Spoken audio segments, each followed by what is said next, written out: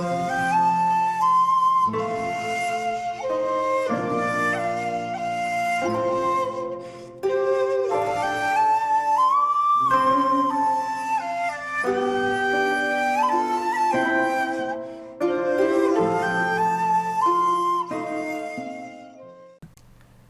there, this is Solitary Ronin from Solitary Ronin Films, and welcome to our random review.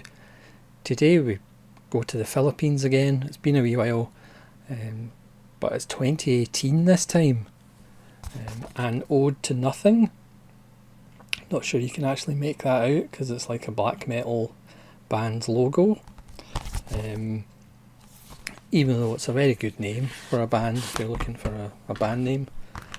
And again, the cover is seemingly quite obscure as well.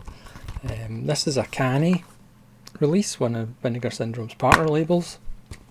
It's number 3. As I said, it's from the Philippines, and it's directed by Dwayne Redos Baltazar, who has made a few films, 2012's Mame Yumeng and 2018's I Like You With All My Hypothalamus, which is another great title. And this Canny releasing Blu-ray is multi-region.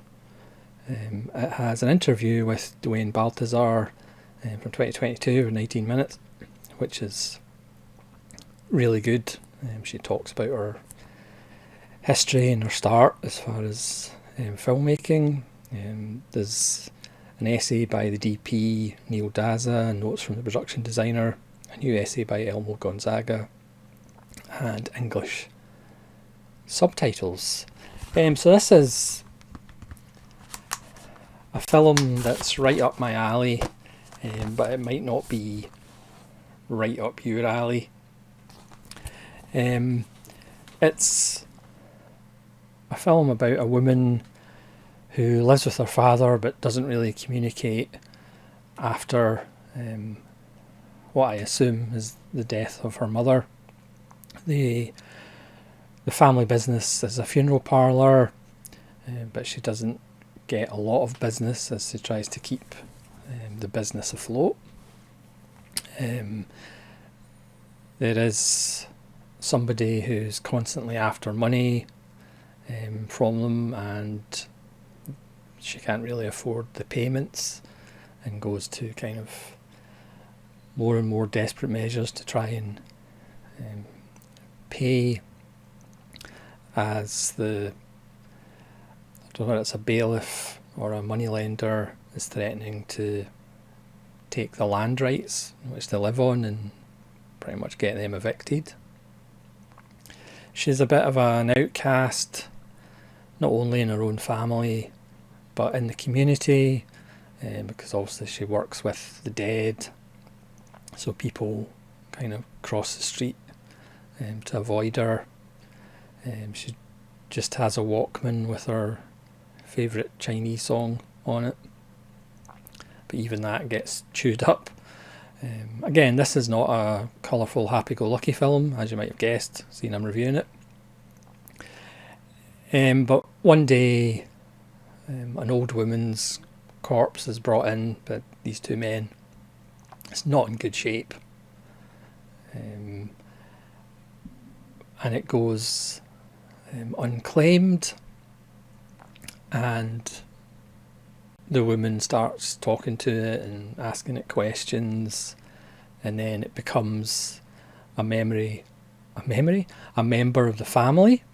If you've ever seen Weekend at Bernie's, this is the complete opposite. At one point she takes it to bed, not in that way, not in the necromantic way, but just as company, just as somebody to talk to, just as a friend, because this woman is so isolated, again by her father and by the community in general. The scenes of people coming in with their dead, trying to get things for free and not wanting to pay the full price. At one point parents come in with a child. Again, if you're wanting a happy-go-lucky film, this isn't it. But, well, personally, I can identify being a solitary Ronin. Well, maybe not bringing in a corpse and making it part of the family. But you can identify with isolation, or maybe you can't. But bizarrely, when the father finds her in bed with the corpse, not in the necromantic way, it almost brings him out of his shell, and he almost substitutes this corpse for his wife, not in the necromantic way, but the corpse almost becomes a bridge between the father and the daughter, and it opens up a bit of communication between them.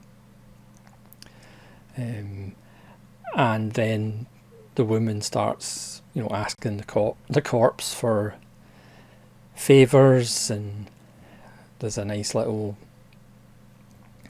heart-rending thing about hidden money. The woman takes a liking to a local vendor. But you'll have to watch the film to see how that ends. It's shot in kind of muted colours. It's shot in 4:3, but with rounded edges on the corners. So at times it's very painterly. One of the early shots is literally framed on a window, which obviously forms a natural frame with the daughter and the father and either ends of the frame, and the camera just sits there. Again, if you stare at it long enough, you do actually think you're looking at a painting. So even though it's muted colours, the way it's shot, the aspect ratio it's shot in, it is a very painterly film. There's not a lot of camera movement, but it does lull you into this rhythm. It's a very kind of hypnotic film. It probably lowers your heartbeat down a bit, almost as if you were a corpse. But it's just beautifully done. There's a great central performance.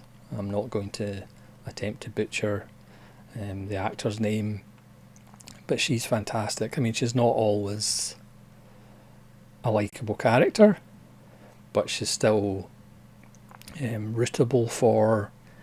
You still want to find out what her next idea is, and she projects things onto the corpse. Again, as I said, she wishes for things from the corpse. It's just a beautiful, I suppose it's one of those films that's in the kind of beautiful, horrible bracket. Again, the corpse gives a wonderful performance too. The father constructs a stand for the corpse so they can have meals together, and they both kind of are in the conversation, the father and the sister, which is pretty much the first conversation they have in the whole film about, she doesn't like that food. And again, it's not necessarily funny, but it is kind of very dry, unlike The Corpse. It's just a wonderful, horrible little film. Again, the Philippines, obviously I've done some Lino Brocka films, some other films from the 60s and 70s, but the Philippines does kind of get overlooked, but they do produce some wonderful little films, and Ode to Nothing, which again, just a brilliant title, is another one of those. It's well worth a look. Again, not for everybody, but if you like films about isolated people doing perhaps abnormal things just to get a feeling of humanity and being a part of something, then you might enjoy Ode to Nothing. It's another wonderful release by Canny. Also, I've done several random reviews on Canny releases, and as I said, they're one of my favourite Vinegar Syndrome partner labels, along with Deaf Crocodile, even though Deaf Crocodile have now announced they won't be part of Vinegar Syndrome. They're going to do with Diabolic DVD. But along with Canadian International Pictures, Canny have released some amazing films, and Ode to Nothing is another wonderful addition to the Canny catalogue, so to speak. So thanks very much for watching. Please let me know if you've seen Ode to Nothing and what you think of it, and hopefully you'll join me again for more random reviews. This is Solitary Ronin from Solitary Ronin Films, saying farewell.